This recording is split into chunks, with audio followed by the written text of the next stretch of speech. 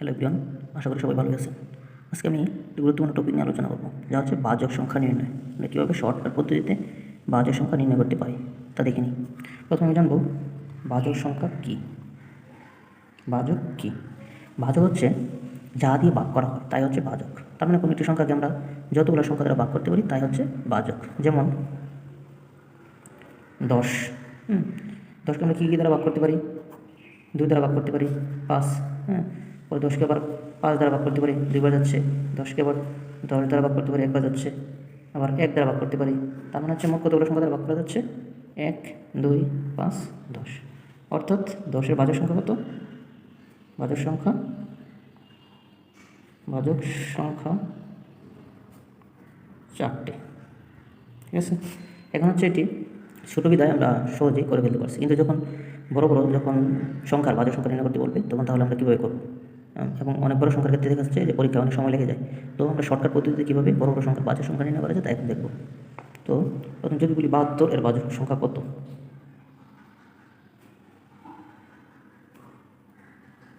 সংখ্যা কতটি? তো আমরা প্রথম কাজ কি? প্রথম কাজ হচ্ছে 72কে আমরা ভেঙে ভেঙে লিখা। কীভাবে? তো 72কে যদি আমি 2 দ্বারা ভাগ করি কত হচ্ছে? 36। আবার 2 দ্বারা দিলে হচ্ছে 18, 2 দ্বারা দিলে হচ্ছে 19। ঠিক আছে, সরি, 2 দ্বারা দিলে হচ্ছে 9, পরে হচ্ছে 3 দ্বারা, 3 দ্বারা দিলে হচ্ছে 3। এখন হচ্ছে এই যে 2, এগুলোকে আমরা কীভাবে লিখতে পারি? যেহেতু 3টা 2 আছে, 2 কিউব আকারে লিখতে পারি। গুণ এই 2টা 2কে আমরা কীভাবে লিখতে পারি? 3 স্কোয়ার আকারে লিখতে পারি, যেহেতু 2টা 3 আছে। তো আমাদের টেকনিকটা হচ্ছে এই যে পাওয়ারগুলা, এই পাওয়ারগুলোর সাথে হচ্ছে 1 যোগ করব, 3 যোগ 1, এবং তাদেরকে গুণ করে দেবো এই যে পাওয়ারগুলোর সাথে। এই যে পাওয়ারের সাথে আবার 1 যোগ করবো, 2 যোগ 1 কত হচ্ছে? 2টা পাওয়ারের সাথে 1 যোগ করলাম, তো 3 যোগ 1 কত হচ্ছে? 4, 2 যোগ 1 কত হচ্ছে? 3, সমান কত? 12। তার মানে আমাদের বাজক সংখ্যা কয়টি? 12টি। বড় সংখ্যার ক্ষেত্রে দেখব, এখন দেখব হচ্ছে 1008 এর বাজক সংখ্যা কত। তো যখন বড় সংখ্যা থাকবে তখন এগুলোকে 2 দ্বারা 3 দ্বারা এভাবে ভেঙে ভেঙে করলে অনেক সময় লাগবে। এক্ষেত্রে হচ্ছে আমরা কীভাবে ভাঙবো? এক্ষেত্রে কাছাকাছি পূর্ণবর্গ সংখ্যা দ্বারা ভাঙার চেষ্টা করবো, তাহলে হচ্ছে এটি দ্রুত হবে। তো আমরা যদি পূর্ণবর্গ সংখ্যা আছে 9, 16, কাছাকাছি 25 এগুলো আছে, দেখুন আমরা যদি 16 দ্বারা ভাঙার চেষ্টা করি তাহলে কত হচ্ছে? 16 দ্বারা কিন্তু মুখে বের করতে পারি, 63 বার যাচ্ছে। ঠিক আছে, পরে 3 দ্বারা হচ্ছে কতবার যাচ্ছে? 21 বার। তারপর 3 দ্বারা কত হচ্ছে? 7 বার যাচ্ছে। এখানে 16কে আমরা কীভাবে লিখতে পারি? ভেঙে 2 টু দি পাওয়ার 4 আকারে লেখা যায়, গুণ এই 2টা 3কে কীভাবে লেখা যায়? 3 স্কোয়ার আকারে। 7 যেহেতু একটা আছে, 7 টু দি পাওয়ার 1 আকারে। তো আগের মতো করে এই পাওয়ারগুলোর সাথে কী যোগ করবো? 1 যোগ করে দিব, 1 গুণ এই পাওয়ারের সাথে কত যোগ করবো? 1, এই পাওয়ারের সাথে যোগ করবো তো 1। ঠিক আছে, এখানে কত হচ্ছে? 4 এর কত? 5, 2 এর কত? 3, 1 এর কত? 2, সমান 30টি। ঠিক আছে, তার মানে হচ্ছে বাজক সংখ্যা 30টি, এটাই আনসার। ঠিক আছে, এবার আমরা করবো, সেম টেকনিক অবলম্বন করে করবো। এখন যদি আরেকটা প্রশ্ন দেখি, 540 এর কতগুলো বিজুর বাজক আছে? 40 এর বিজুর বাজক কতটি?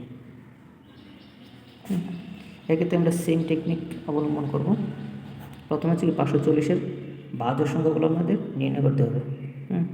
তো 540-এর বাজক সংখ্যা আমরা প্রথমে নির্ণয় করব। 540-এর কী করবো? বাজক সংখ্যা নির্ণয় করবো। সেম টেকনিক, আমরা কাছাকাছি পূর্ণবর্গ সংখ্যা দ্বারা ভাগ করার চেষ্টা করবো। কাছাকাছি পূর্ণবর্গ কত সংখ্যা আছে? 9 দ্বারা যদি দিই তাহলে যাচ্ছে কত? 60 বার যাচ্ছে। পরবর্তীতে আবার আমরা শর্ট টেকনিক কী করবো? 30, কত হচ্ছে? 15, কত হচ্ছে? 3 দ্বারা।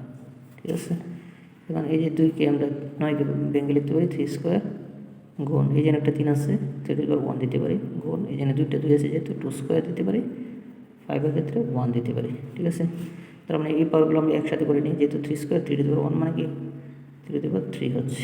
ঠিক আছে, গুণ 2 স্কোয়ার গুণ 5 টু দি পাওয়ার 1। ঠিক আছে, এখন বলছে যেহেতু কতগুলা বিজুর বাজক, তাই না? এক্ষেত্রে আমি এই যে বিজুর সংখ্যাগুলো, এই যে বিজুর সংখ্যা, এই যে বিজুর সংখ্যা, এইগুলো নিয়ে কাজ করবো, আর এই যে জোরটা বাদ দিয়ে দিব। তো আমরা বিজুর সংখ্যার পাওয়ারের সাথে 1 যোগ করবো। তো এই যে বিজুর সংখ্যার পাওয়ার কত আছে? 3, 3-এর সাথে 1 যোগ করলে কত আছে? 3 যোগ 1। ঠিক আছে, গুণ এই যে বিজুর সংখ্যার পাওয়ার 1, 1 যোগ 1, 3 আর কত? 4, গুণ 1 এর কত? 2। কত 8, 8টি হচ্ছে বিজোড় ভাজক। ঠিক আছে, এটা হচ্ছে আমাদের উত্তর। তো এইভাবে আমরা হচ্ছে ভাজক সংখ্যা নির্ণয় করতে পারি সহজেই। এবার পরীক্ষায় আসলে যদি বলি ভাজক কতটি, এবার আমরা ভেঙে ভেঙে পরে প্রতিগুলো পাওয়ারের সাথে এক যোগ করে আমরা ভাজক সংখ্যা নির্ণয় করতে পারি। এগুলো যে কোনো পরীক্ষার জন্য খুবই ইম্পর্টেন্ট। এবার আমরা দ্রুত করতে পারি। এখন একটু সময় লাগছে, ভেঙে ভেঙে দেখিয়েছি বিধায়, কিন্তু আপনারা যখন করবেন দ্রুত করতে পারবেন। ধন্যবাদ সবাইকে।